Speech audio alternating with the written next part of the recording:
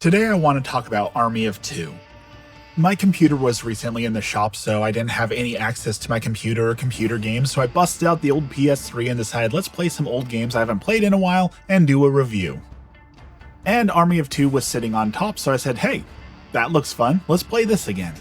Now let me be clear and upfront, I'm not going to sell you on this as some hidden gem that no one's played. I'm not going to tell you that it's the greatest old game you need to go back and play. At best, it was a mediocre shooter. It didn't invent the genre, it came out way after Gears of War. It didn't perfect the genre, but it was a stupid, dumb, fun action game with a few interesting innovations and some cool stuff.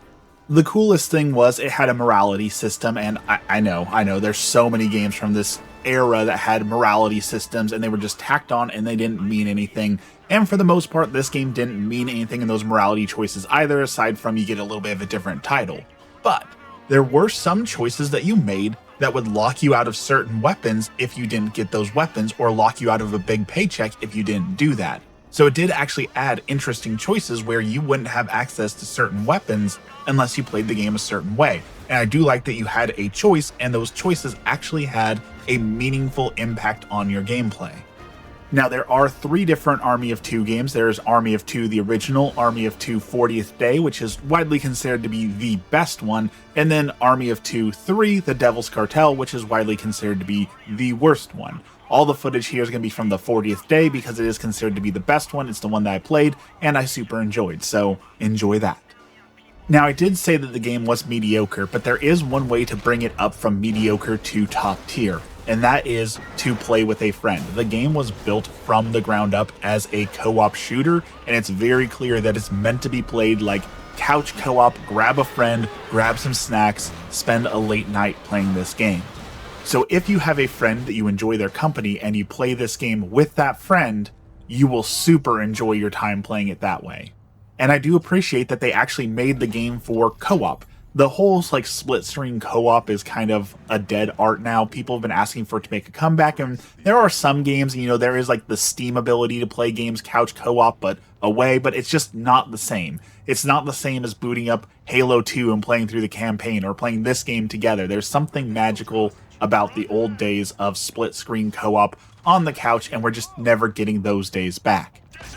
And like I said, they built the game from the ground up for that, so you'll find the level splits in certain areas, so you have to be separate, and the different ways that you go means you play the game differently, so if you come back and play again, you can take different paths and experience a little bit of a different game, which gives it some replayability, which is awesome. At the top of the screen, you'll see the aggro bar there. As I shoot, it means the enemies are focused on me, which allows your partner to then go in and flank and get different angles on them, or they can go totally aggro and draw them off of you, which allows you to find a different position. Again, it is built for that co-op interaction, and that feels great. And the characters, at least in the first and second one, feel like friends. Like they built the characters, they roam together, they know each other. You can go up and just randomly shake hands, or you can hit each other. Like there is this great camaraderie, and it was so big, even Penny Arcade made a comic on it. And I know you probably don't know who Penny Arcade is because they're kind of, obscure nowadays and not in their heyday, but I love those, and those were great comics they put out. Anyways, back to the game. You could really play the game how you wanted to, and that's something else I appreciate. If you wanted to go all aggro, you could. If you wanted to stay back and snipe, you could. If you wanted to go melee, you could. It offered you options, and the way your partner played could really complement, one person really wants to go aggro, one person really wants to go sniping. It really worked well together and felt, again, like they made the game from the ground up for those experiences. Now, if you don't have someone to play with, there is an AI, and it is... what's the word I'm looking for? Lacking. It exists and it works, and there even are some missions where he took out as many enemies as me or close to the same, so he was putting in the work, but he very often got stuck, and it was so annoying the amount of times I had to replay a mission because he would yell out oh, there's a mounted gun, we need to flank that, and then he'd run right at the mounted gun and get mowed down, or he would scream grenade, and then he would stand right on top of the grenade and then get blown up. It is not a great AI, which again takes it from a great experience to a mediocre one if you're playing by yourself. Another great thing they did was this action movie-esque back-to-back mode where you had unlimited ammo, you could fire infinitely, and you were just surrounded by enemies, and you just spun in a circle in this cool action, blowing up all the explosive barrels, firing millions of bullets, taking everything out.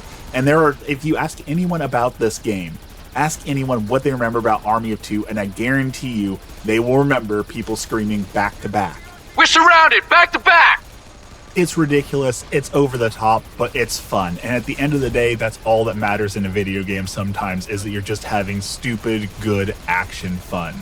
Another thing you could do here is like this mock surrender where you pretend to surrender and then your ally can go in and flank them, or you can quick draw them. It's not perfect, but again, it's just a goofy action movie. It makes you feel really super cool when you pull it off, sort of thing. And I love it. I'm here for it.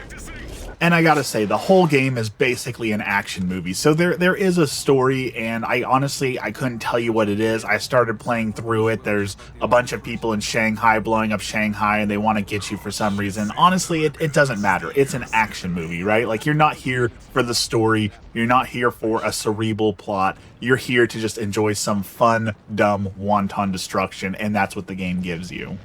I also super appreciate that in this game specifically, the second one, you can change out your weapon basically at any time. As long as you're not in combat, you can go into a screen and change from a shotgun to a machine gun to a sniper rifle to pistols, whatever you want to use. And I think that's really awesome that it lets you shake it up. A lot of games, you locked into that weapon for the mission, and if you want to change it up, you have to change it up later.